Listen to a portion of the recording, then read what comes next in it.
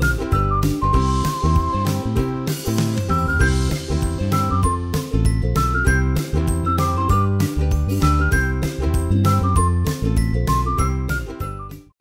Friends, क्या आप जानते हैं कि कौन कौन से फ्रूट्स में फैट्स होते हैं?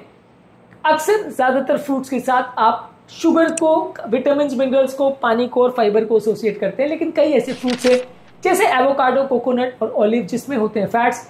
ये फैट्स क्या आपके लिए फायदे का सौदा है या नुकसान का, आज इस पर बात करेंगे। अक्सर एनिमल सोर्सेज ऑफ फैट्स को लोग नुकसान का डील बताते हैं क्योंकि एनिमल फैट्स नुकसान करते हैं, लेकिन क्या प्लांट और खासकर फ्रूट्स में मिलने वाले फैट्स आपके लिए अच्छे हैं या बुरे, आज इस पर बात करेंगे। ये आपको ज्यादा मात्रा में लेने चाहिए या नहीं, इसको डिस्कस करेंगे। टॉपिक पर जाने से पहले जो लोग हमारे चैनल पर नए हैं उन्हें रिक्वेस्ट करूंगा कि चैनल को सब्सक्राइब करें, वीडियोस को लाइक करें, शेयर करें, फॉलो करें, कमेंट करें, पूरा देखें।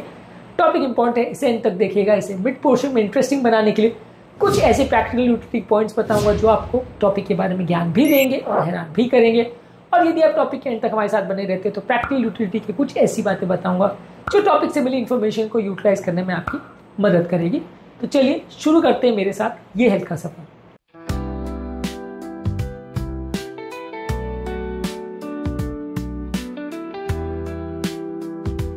रिसेंटली मिसेस शर्मा हमारे पास आई थी जिनको बॉर्डरलाइन कोलेस्ट्रॉल था।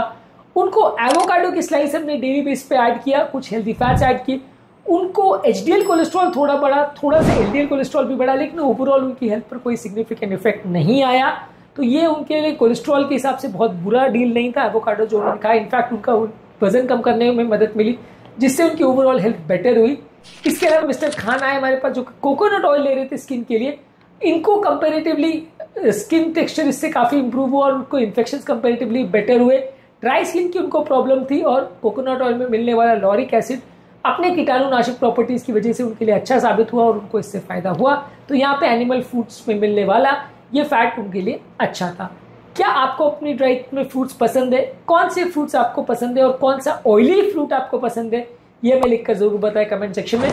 और क्या आपको पता था कि फ्रूट्स में भी ऑयल्स होते हैं और ये आपके लिए फायदे का सौदा या नुकसान का? आपके इसके बारे में क्या विचार है, ये भी हमें कमेंट सेक्शन में लिखकर बताएं। अब आते हैं हमारे मेन टॉपिक पर। कई फ्रूट्स जैसे एवोकाडोज और ऑलिव्स में मोनो अनसैचुरेटेड फैटी एसिड रहते हैं जो कि हार्ट के लिए हेल्दी माने जाते हैं।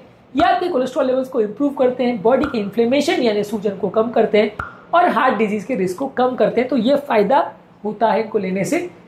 कोकोनट ऑयल में थोड़ी कंट्रोवर्सी, इसमें काफी सैचुरेटेड फैट्स रहते हैं लेकिन इसमें मीडियम चेन ट्राइग्लिसराइड्स भी रहते हैं कोकोनट में, जो कि बॉडी में अलग तरह से मेटाबोलाइज होते हैं और इसके कुछ हेल्थ बेनिफिट्स भी होते हैं जो कि आपके एनर्जी लेवल्स को इंप्रूव करते हैं। सैचुरेटेड फैट का लेकिन इंटेक बहुत ज्यादा नहीं होना चाहिए, नहीं तो वो कोलेस्ट्रॉल वैल्यूज को बढ़ा सकता है, खासकर उन लोगों को जिनको हार्ट डिजीज का प्रॉब्लम है या उन लोगों को जिनको ऑलरेडी कोलेस्ट्रॉल का प्रॉब्लम है। वहां पे ये फायदा के बदले नुकसान भी कर सकता है। सैचुरेटेड फैट्स जो फ्रूट्स में रहते हैं वो आपको कैलोरीज देते हैं, हाई मात्रा में fat soluble vitamin A, D, E और के देते हैं और इसमें कुछ एंटीऑक्सीडेंट्स और एंटी इंफ्लेमेटरी कंपाउंड्स भी रहते हैं। तो ओवरऑल ज्यादातर प्लांट के फैट्स फायदा करते हैं, लेकिन ज्यादा मात्रा में आप इनको लेंगे तो ये भी हाई कैलोरी चीज है और आपको फायदे के बदले नुकसान होगा क्योंकि वजन बढ़ने लगेगा या फिर नुकसान का सौदा होगा। मेन टॉपिक में ज्यादा बातें नहीं है, मेनली टॉपिक इतना ही था कि आपको सैचुरेटेड या प्लांट फैट्स लेने से उतना नुकसान नहीं होता है। लेकिन हाँ, हमारे ट्रिविया सेक्शन में ऐसी बातें आपको बताऊंगा, इस टॉपिक के संदर्भ में कैसी स्टडीज बताऊंगा जो आपकी आंखें खोलेगी, आपको ज्ञान भी देगी और हैरान भी करेगी। तो चलते हमारे ट्रिविया सेक्शन में। 2013 में प्रेडी मेड स्टडी पब्लिश हुआ था जहां पे शो किया गया था मेडिटेरियन डाइट में एक्स्ट्रा वर्जिन ऑलिव ऑयल और नट्स लेने से ओवरऑल कार्डियोवैस्कुलर इवेंट्स के होने का चांस 30% तक कम हो गया था। यानी प्लांट ऑयल लेने से आपके हार्ट अटैक का रिस्क कम होता है, बढ़ता नहीं है।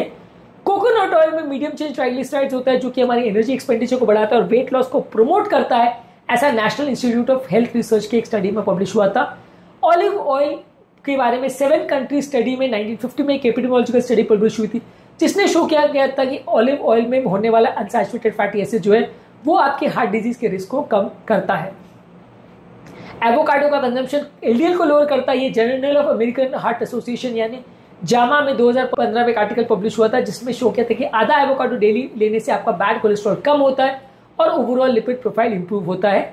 हिस्टोरिकली भी नारियल तेल को हजारों साल से इंडियन मेडिसिन में एज ए हीलिंग डाइट माना गया है और इसके बहुत अच्छे फायदे होते हैं बॉडी में, ऐसा बताया गया है। इसके अलावा आम के सीड्स को भी आप लेते हैं तो ये भी, इसमें भी फैटी एसिड्स होते हैं जो स्किन को मॉइस्चराइज करते हैं, इनके एंटी इन्फ्लेमेटरी इफेक्ट होते हैं। ये रिसेंट कॉस्मेटिक साइंस में एक आर्टिकल 2021 में पब्लिश हुआ था। इसके अलावा ज़्यादातर फ्रूट्स में जो होता है विटामिन ए, डी, ई और के, ये आपकी इम्यूनिटी, विजन और बोन की हेल्थ के लिए अच्छा है। नारियल तेल में जो लॉरिक एसिड होता है वो आपकी इम्यूनिटी के लिए अच्छा है। ये 1990 में एक स्टडी में पब्लिश हुआ था। तो ट्रिविया सेक्शन में बस इतना ही। ये समझ लीजिए कि ज़्यादातर जो प्लांट फैट्स हैं या जो आपके फ्रूट्स में जो फैट्स है उसमें ज़्यादातर फायदा होता है, बहुत नुकसानदायक नहीं तब तक जब तक आप इनको बहुत ज़्यादा मात्रा में नहीं लेते। यदि आप इन सारे फ्रूट्स को बहुत ज़्यादा मात्रा में लेते हो, दिन भर में कई नारियल या एवोकाडो खाना चालू कर देते हैं, तो शायद आपका वजन बढ़ेगा और फिर आपको नुकसान होगा। रिसेंटली हमारे पास एक मेल पेशेंट आए थे जो मैंगो सीड बटर को यूज़ कर रहे थे, अपने जॉइंट्स पर यूज़ कर रहे थे वर्कआउट के बाद, और उनको इन्फ्लेमेशन में रिलीफ मिला।